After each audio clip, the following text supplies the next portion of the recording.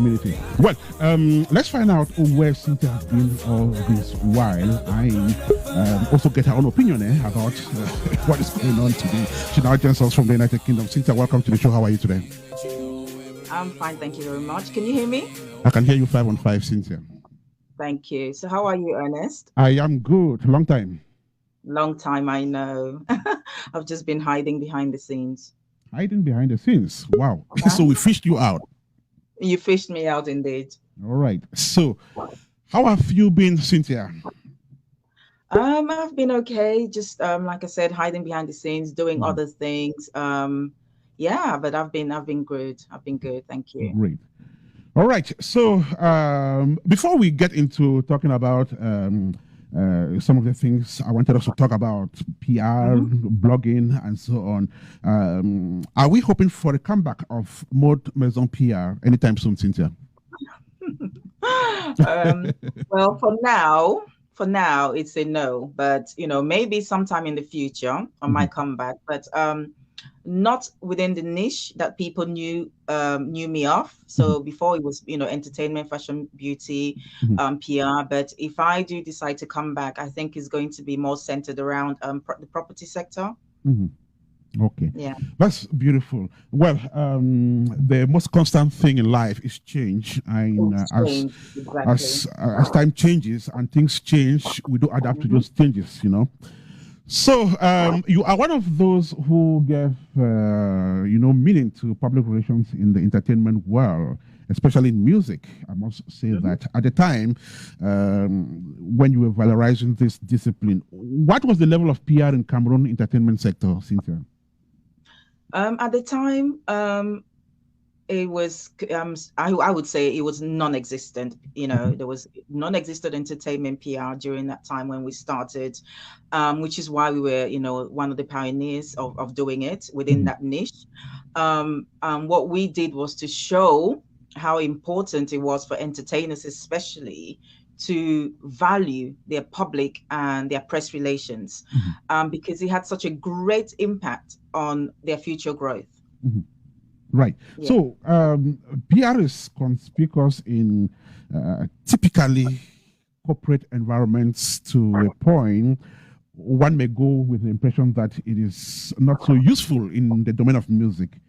Otherwise, what is the place of public relations in music management, Cynthia?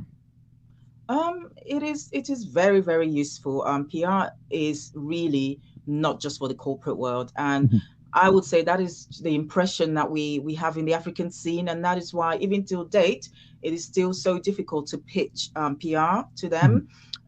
If you are in any form of business that is linked to an audience, you definitely need PR. PR is useful and essential for you.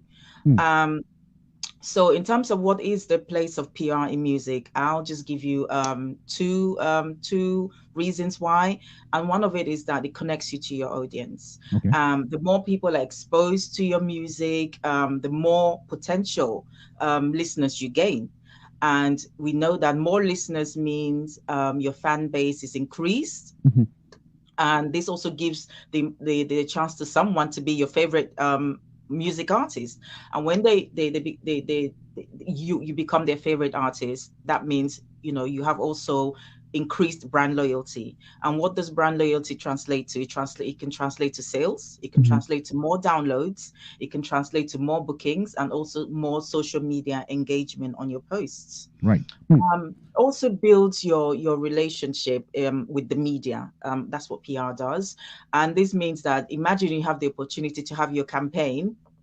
Let's say you have a new music, or there's something that you've come up with as your an entertainer, and you want to put it out there. So imagine you have the opportunity to have your campaign or whatever your idea or something, your product out there, and it's on print, it's on media, it's on online, it's on TV, it's on radio. Right. And that means that within a matter of a short space of time, you can become nationally or even internationally noticed.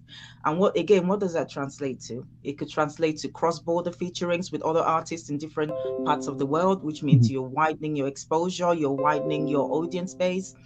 And that could also mean national as well as international awards for you. So that's the importance of PR in music. Beautiful. You were part of the PR team of Stanley Enow. That was around 2013. Tell us how you and your team succeeded in building this brand, you know, that is still waxing on, even today. Yeah, so I would say it was really through consistency, and we were meticulous, as well as we had a greater focus on branding, as well as his image development, which is why he's still so successful today. And you cannot talk about, one of the most successful Cameroonian artists or urban artists without calling his name. Even when you want to talk about the top 10 or top 5, Stanley's always on there because of his branding and the level of his image development. And also it was pretty easy working with Stanley Enow because one, from the get-go, from when he started his career or he burst into the music scene, he already knew where he wanted to go. He had a clear path and a clear idea of what he wanted to achieve. So as a team, it was really easy to come together and to push forth, that image and the branding that, he already had at the back of his mind. And that's why, we ended up, when you're working with someone like that, there is no way you're going to not succeed. And that's how we achieved, success with his brand as Stanley Enow. So what must PRs in the entertainment industry know and do to be counted as professionals who understand the task required of them? Well, there must be, it starts with creativity. You cannot be a PR person and you're not creative. You've got to be creative. You've got to be strategic in terms of media you work with, what partnerships you want to put together for your clients. You've got to be focused on, the goal or what you're trying to achieve. You've got to have a flair for writing and writing correctly as well. Also creating content, because now we're in a digital age, and you've got to be able to do that. Put content out there based surrounding your clients, and you have to be knowledgeable in the niche that you have chosen, and the area of expertise, and also be able to demonstrate that. They must also know how to build relationships. That's very important, because you build relationships with the audience, and you build relationships with the press. Build relationships with the audience, build relationships with the press. You have to be creative and proactive. Cynthia Tabe is her name, pioneer blogger and PR specialist, one of those who raised the Stanley Enow brand to high standards. Which brand you are still savoring today with much appetite there? This is African Fiesta, the 175th edition of the show. We are broadcasting from the United States of America. Our current guest is speaking live from the United Kingdom. So, Cynthia, do you think that the PRs we have in the industry today are doing just what you said they should be doing? Well, to be really honest, I have not really been keeping up with a lot of what's going on, but I have to say that the music industry has improved a lot. There are a lot of people doing so many great things and achieving so many great things. So with that in mind, I'm thinking the PRs are doing great. Well, assuming they are working with the PR, but nonetheless, I have to commend. I think her name is Clarice Ndinge of Better Media.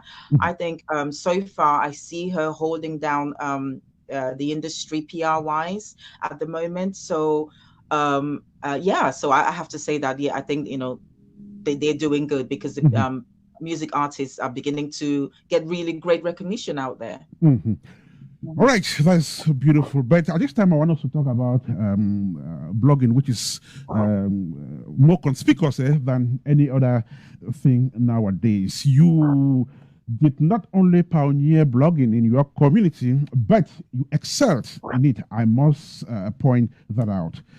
Now, take this difficult question, Cynthia. Why did you stop? Where is Dulce Camer? That is such a good question. I have to say it was really tough to give up Dulce Camer, because as you know, blogging is a full-time job. You have to always be aware and on top of all the happenings, so that you're the first to develop the news, and also to have other ideas to keep people coming to your blog. And it just became so much, trying to juggle that and juggle every other thing else that I was doing. So at some point I just thought, what, let me just let this, not really die, but just let it, for a while. And I didn't really trust giving it to other people, because I am very particular, especially on like grammar, and also on the content type, which is why I did not give it to someone else to handle. And I just thought, let me just let it lie for a bit. Yeah. Now, what do you think made early bloggers like you tick? We brought something fresh and new, which was missing. I think people wanted to be entertained as well as educated, and most blogs at that time were mostly on football or politics.